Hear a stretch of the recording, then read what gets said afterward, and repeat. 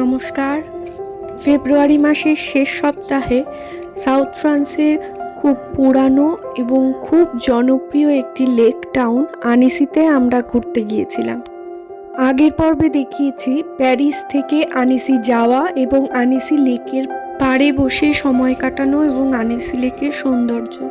যদি সেই ভিডিও আপনারা দেখতে চান, ডেসক্রিপশন বক্সে লিংক দেওয়া আছে, দেখে নিতে পারেন। সবাইকে অনেক অনেক স্বাগত জানাই আমার ইউটিউব চ্যানেল আমাদের গল্প বাই রুমিতাতে। চলুন শুরু করা যাক আনিসি ভ্রমণের দ্বিতীয় পর্বের গল্প।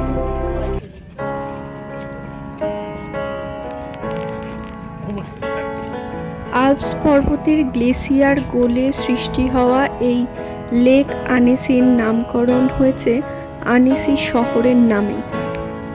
তো স্বচ্ছ জল যে হাঁসগুলোর ছায়া নিচে দেখা যাচ্ছে। চারিপাশের পাহাড় থেকে বয়ে আসা বরফ গলা জলই এই লেকের জলের প্রধান উৎস। মাঝখানে রয়েছে একটা ছোট্ট দ্বীপের মতো অংশ।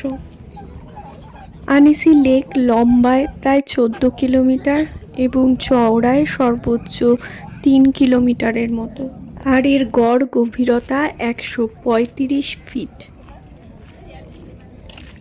চারিপাশটা ভীষণ শান্ত, শুধু জলের আওয়াজ আর পাখির ডাকই শোনা যাচ্ছে। ঠিক এই জায়গাটাই হলো থিও রিভারের উৎসস্থল। এখান থেকেই এই থিও রিভার ক্যানেল উৎপন্ন হয়ে আনিসি শহরের মধ্যে দিয়ে বয়ে গেছে। আর ওই যে দূরে দেখা যাচ্ছে আনিসি ক্যাসেল।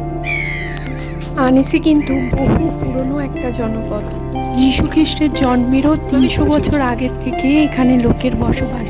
রোমান সাম্রাজ্যের অন্তর্গত একটা জনবসতি ছিল এটি। শহরের প্রাণকেন্দ্রে দাঁড়িয়ে আছি এখন। থিও নদীর পাড়ে 1600 শতাব্দীতে তৈরি হওয়া ফ্রান্সোয়া দো সাল এই চার্চটি। তার ঠিক পিছনে রয়েছে 7th সেঞ্চুরিতে তৈরি হওয়া আনিসির সব থেকে পুরনো চার্চ মরিসে। রোমান সাম্রাজ্যের শেষ দিকে এই শহর বহুবার বারবেরিয়ানদের আক্রমণের শিকার হয়েছে এবং ধ্বংস হয়েছে। দ্বিতীয়বার যখন এই শহর মাথা তুলে দাঁড়িয়েছে, তখন এই শহরে প্রথম স্থাপত্য তৈরি হয়েছে চার্চ সেন্ট মরিসে। আর এই থিও রিভারের মাঝে তৈরি হওয়া প্রিজন প্যালেস। এই ব্রিজটার ঠিক উল্টো দিকে এটাই হলো সেই প্রিজন প্যালেস, যেটা 7th সেঞ্চুরিতে তৈরি হয়েছিল। আর মরিসে চার্চটা তো আপনাদেরকে আগেই দেখালাম।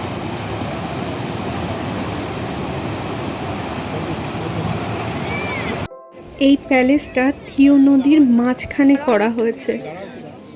এটাকে বলা হচ্ছে প্রিজন প্যালেস, কিন্তু এটা এখন একটা মিউজিয়ামে পরিণত করা হয়েছে। এত সুন্দর জায়গায় আমাকে কেউ ছবি তুলে দিচ্ছে না, তাই নিজের ছবি নিজেই তুললাম। এই পুরো চত্বরটাই হলো আনিসির পুরনো শহর।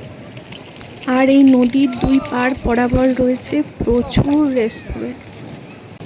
এই ভিডিওতেই আমি রাতের আনিসি দেখাবো, তখন দেখবেন এই রেস্টুরেন্টগুলোকে কি ভালো লাগছে রাতের অন্ধকারে। যে এই ব্রিজটায় দাঁড়িয়ে আমরা এই প্রিজন প্যালেসটাকে দেখছিলাম, ওই ব্রিজটার নাম হলো প্যারিয়ার, আর পন্থ মানে হলো ব্রিজ। সেই জন্যই এই ব্রিজটার নাম ফ্রান্সেতে পন্থ প্যারিয়ার। চলুন এবার হোটেলে ফেরা যাক, একটু রেস্ট নিয়ে তারপরে আবার রাতের আনিসি দেখতে বেরোবো। এই হলো আমাদের এয়ারবিএনবিটা কেমন ছিল আপনাদেরকে একটু দেখিয়ে দিই। সোজা ওইদিকে হলো টয়লেট এবং বাথরুম, আর এই দিকটা হলো ড্রয়িং কাম কিচেন। এয়ারবিএনবি নেওয়ার অন্যতম একটা সুবিধা হলো অন্তত একবেলা একটু ভাত ফুটিয়ে খাওয়া যাবে, কারণ 3 বেলা রেস্টুরেন্টে ইটালিয়ান বা ফ্রেঞ্চ খাবার খেতে একদমই ভালো লাগবে না। কিচেনটা বেশ বড় এবং সমস্ত রকম মডার্ন অ্যামিনিটিস রয়েছে। আর এদিকে রয়েছে খুব সুন্দর একটা বেডরুম, আর তার সাথে লাগোয়া একটা ব্যালকনি। বাড়িটা একদমই লেকের কাছে, আর ব্যালকনি থেকে তো আনেসি ক্যাসেলটা দেখাই যাচ্ছে।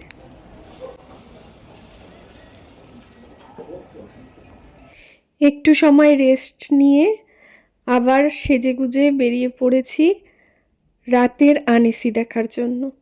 বেরিয়েই এক অভিনব চমক, যেটার জন্য আমরা একদমই প্রস্তুত ছিলাম না, কারণ আমরা জানতামই না এখানে আগামীকাল রয়েছে ভেনিসিয়ান ফেস্টিভ্যাল, আর আজ রাতে চলছে তারই ওয়ার্ম আপ। ওই দেখো সেজেছে কার্নিভাল টাইপের। এটা কি, এ তো ভূত সেজেছে মনে হচ্ছে।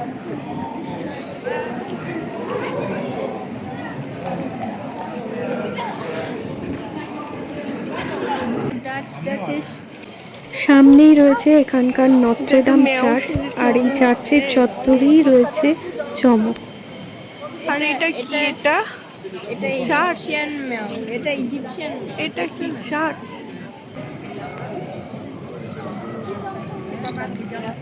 এটা কি? এটা আনেসি নত্রেদাম চার্চ। এরা ফেরি সেজেছে ছবি তোলার জন্য। কি সুন্দর বসে রয়েছে।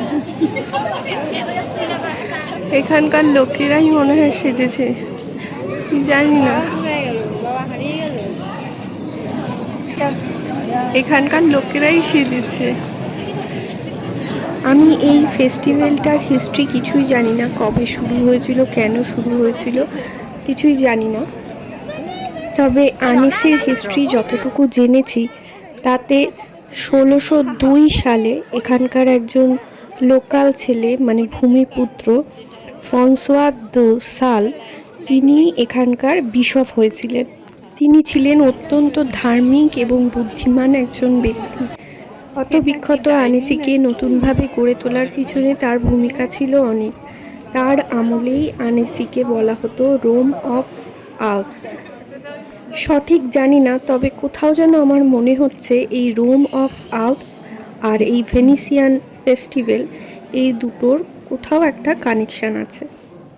রাত্রিবেলার আনেসি দেখতে কেমন সেটা দেখতে বেরিয়ে এরকম ভুতুড়ে ব্যাপার স্যাপার দেখবো ভাবতেই পারিনি, কারণ আমরা জানতাম না এটা কি চলছে তখন।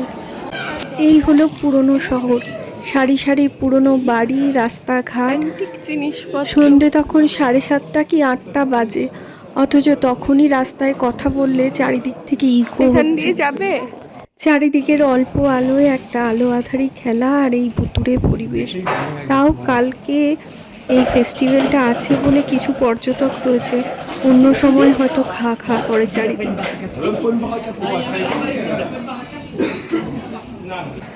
প্রিজন প্যালেসটার পিছন দিকটা দেখা যাচ্ছে এখান থেকে।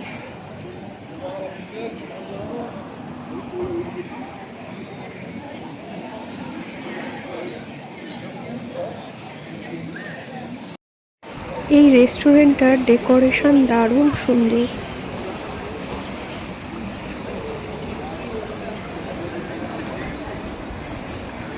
সত্যি ভেনিসের মতো লাগছে।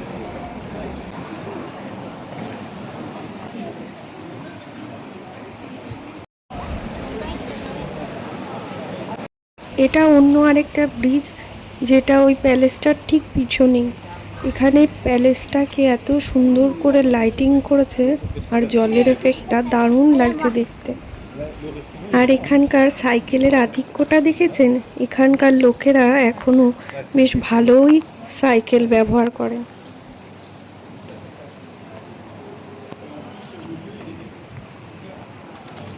আমরা শহরটার অলি গলি সমস্ত কিছু ঘুরে ঘুরে দেখছি।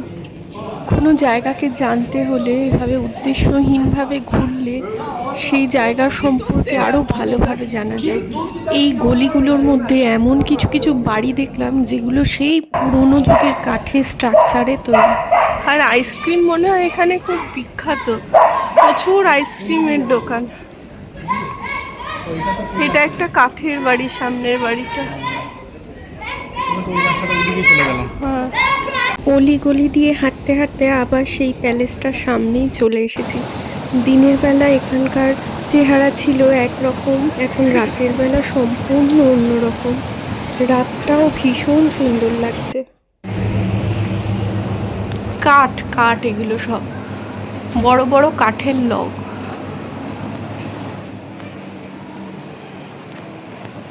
নদী বরাবর আবার হাঁটা ধরলাম। এটা যদি গরমের সময় হতো আরও সুন্দর হতো ব্যাপারটা, ঠান্ডা ঠান্ডা হাওয়া দিত, কিন্তু শীতেও এই অপরচুনিটিটা আমরা মিস করতে চাইনি। নদী বরাবর আর একটু হাঁটতে চাইলাম।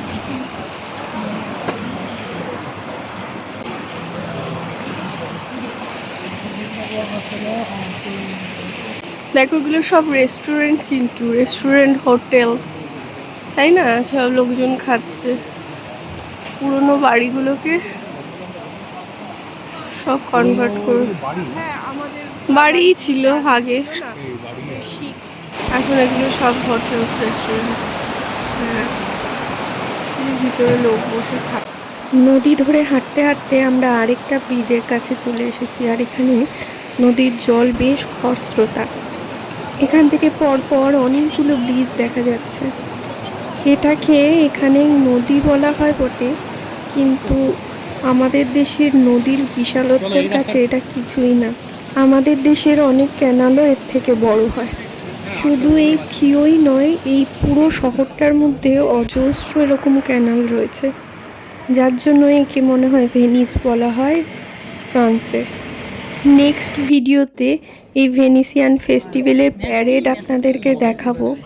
এখন রাত অনেক হয়েছে, প্রায় 10টা সাড়ে 10টা বাজে। এখন আস্তে আস্তে ঘরে ফেরার পালা। এখন বিদায় নিচ্ছি, দেখা হবে পরের ভিডিওতে। ততক্ষণ পর্যন্ত সবাই ভালো থাকবেন, সুস্থ থাকবেন আর সাবধানে থাকবেন। সবাইকে জানাই শুভরাত্রি। দেখা হচ্ছে আগামী ভিডিওতে এই ভূতেদের পদযাত্রায়। Sophie, pourquoi tu peux nous montrer l'espace?